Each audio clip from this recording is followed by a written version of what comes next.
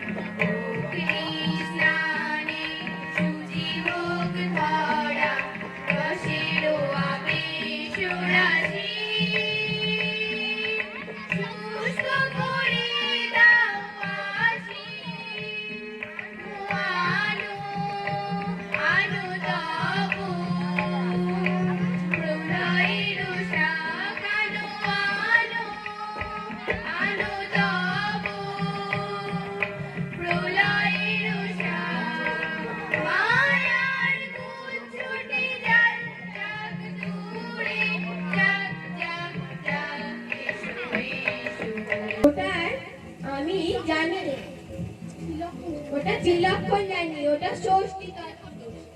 আগে থাক, তোদেরকে আর উত্তর দিতে হবে না। উত্তর শুনে আমার মাথা গরম হয়ে যায়। অঙ্কটা আমাকে পুরো এই মারবে, কিচ্ছু করার নেই। তাহলে বল, তোকে সন্দেশ খেয়ে দেবো ভাবছি আমি। 5 মিনিটে তুই যটা সন্দেশ খাবি তটা সন্দেশ খেয়ে তুই তোর বাদ বাকি সন্দেশ তোর ভাইকে দিয়ে দিবি। এখন তোকে 6:30 সন্দেশ দেওয়া হলো। একটা সন্দেশ খেতে তোর 2 মিনিট সময় লাগলো। তাহলে তুই কটা সন্দেশ তোর ভাইকে দিবি বল দিনে? একটিও নয়। কেমন করে বলতো? সবগুলোই তো খেয়ে ফেলবো, একটিও দিতে পারবো না ভাইকে। অঙ্ক হ্যাঁ বাবা, আমার ছেলেটাও যেমন দিদিমণিটাও তেমনটাও তো পড়াশোনা করে দিয়ে যাচ্ছে। এবার আমাকে তাড়াবে, কিচ্ছু করার নেই। আর একটা বল দিনি, একটা বটগাছ প্রত্যেকদিন 2 ইঞ্চি করে বৃদ্ধি পাচ্ছে। সেই বটগাছটা এই পয়লা বৈশাখের 5 ইঞ্চি ছিল। ঠিক পয়লা বৈশাখের সেটা বৃদ্ধি কতটা হবে বল দিনে? যদি গাছটা সোজা হয় তাহলে মিস্ত্রি দেখে এনে মেপে নেব, আর যদি বেঁকা হয় তাহলে মিস্ত্রি বাবাও পারবে না, আর যদি ইতিমধ্যে শুকিয়ে যায় তাহলে তো কেল্লা ফোটে। আর না খেলে দেখছি তোর বুদ্ধি খোলে না। লক্ষ্মী ছাড়া মেরে তোর পিঠ লাল করবো, তবেই তো শীতে হবে। মারের চোটে শীতে জিনিসটা বেঁকে যায়, কিন্তু বেঁকা জিনিসটা শীতে হয় না। এটা মধুসূদন কিন্তু ঠিকই বলেছে। আপনি অযথা একে মারছেন। আপনি আপনার বেদ নিয়ে এখান থেকে প্রস্থান করুন। অযথা মারবেন না, কথাতেই আছে ঘোড়াকে পিটলে, গাধাকে পিটলে কোনোদিন ঘোড়া করা যায় না, কিন্তু ঘোড়াকে পিঠা করা যায় না। আর আপনি তাহলে বুঝুন যে মারপিট করে কিন্তু অল্পতেই কাজ হয়, কিন্তু তাতে কাজ চলে না। খুব আপনি আপনার বেদ নিয়ে এখান থেকে প্রস্থান করুন।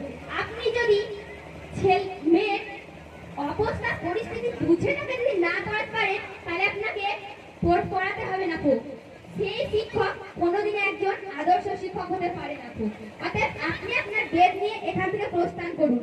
মধুসূদন, তোর বাদে পেট জোড়া, তারপর আমি তোকেই পড়াবো। ভাই এই মাস্টার মশাই হাতে মার খেয়ে খেয়ে তোর জান যাচ্ছে। আহ, বাচ্চা গেল। আহ, বাচ্চা গেল মশাই। কত গাধাকে পিটিয়ে ঘোড়া তৈরি করে দিলাম, সেটা আপনার মেয়ে। এই মেয়েকে পড়ানো মজুরের কর্ম, সামান্য ম্যানুয়াল লেবার।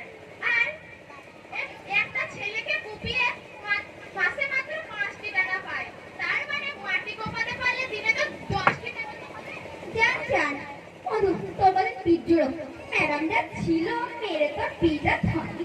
তুই বলে পিসি বাড়ি মাত্র ঘুরে আস, তারপরে তোকে নিজেই পড়াবো। তারপর ছিল আমাদের একটা সমবেত সঙ্গীত।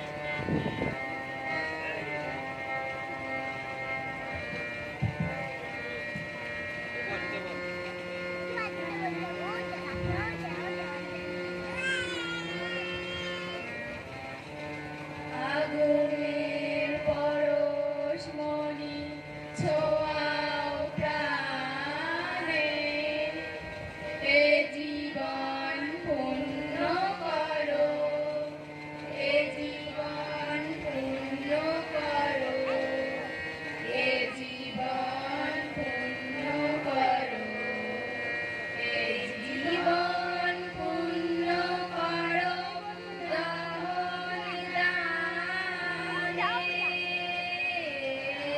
আগুনের পরশমণি ছোঁয়াও প্রাণে, এ জীবন পূর্ণ করো, এ জীবন পূর্ণ করো, এ জীবন পূর্ণ করো, এ জীবন পূর্ণ করো, দহন দানে। আগুনের পরশমণি ছোঁয়াও প্রাণে, এ জীবন।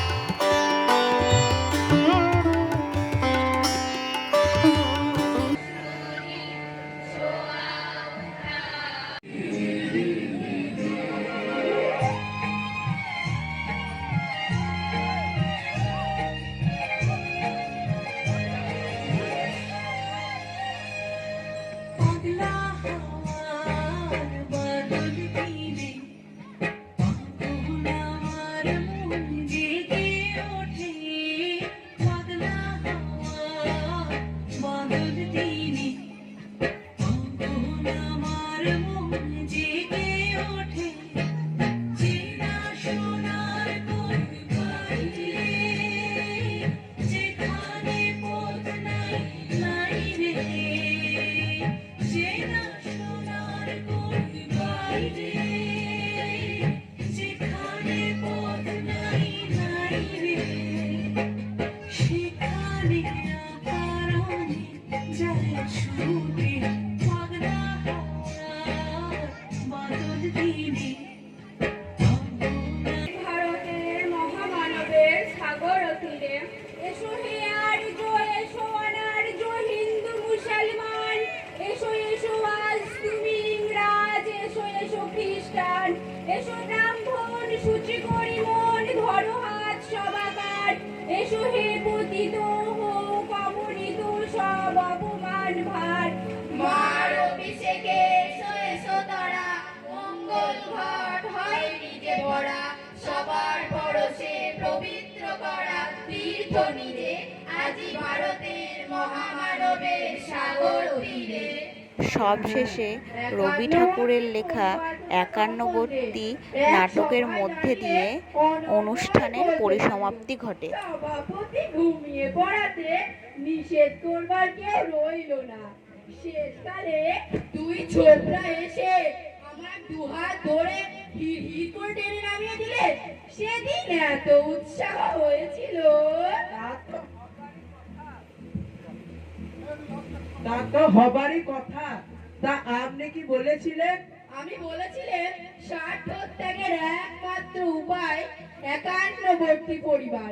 যেখানে পরের অর্থেই জীবন নির্বাহ হয়, সেখানে স্বার্থের কোনো প্রয়োজনই হয় না। খবরের কাগজে আমার বক্তৃতা খুব রটে গেছে। তারা সকলেই বলেছে দুঃখের বিষয় দৌলতবাবুর পরিবারে কেউ নেই, তিনি একটা।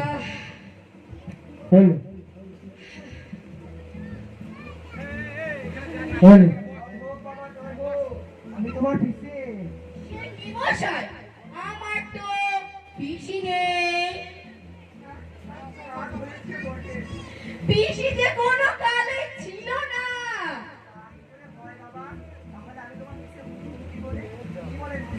তা তো বটে, তা তো বটে। যে আগে তা কি অভিপ্রায়ে আপনার আগমন? অভিপ্রায় তেমন বিশেষ কিছু নয়। আমার এক ছোট ভাই আছে, তা সেও এলো বলে। তা আপনার সম্পত্তি কিছু আছে? কিছু না, কেবল এক ক্ষুদ্র ভাই সে এসে পৌঁছবে। তা তার কিছু আছে? তারও কিছু নাই, মাত্র দুটো স্ত্রী, 4টে শিশু সন্তান, আর তারাও এলো বলে। কানাই, কি করা যায়? কিছুই তো বুঝতে পারছি না। তোমাকে কিছু করতে হবে না, তারা দুই সতী চুলোচুলি বেঁধে গেছে, তাই দেরি। তারা অবস্থা দেখুন। বল। তোমাকে কিছু করতে হবে না, তারা নিজেরাই আসবে। আর তা বেশ বেশ, বসাও বসাও, ওনাকে বসাও।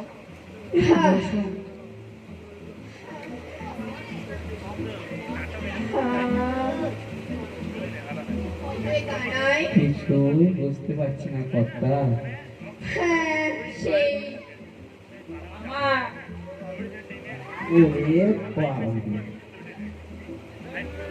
মামা আপনার বলতে বড় লজ্জা নেই। কে হে বাবু, কে তুমি? আগে আপনারই ভাগ্নে রামচরণ ইস্তারে লোক পাইছি, সেখানে একটি পুতলিয়ার বুড়ি মাকে রেখে এসেছি। এখানে কি করতে আসা?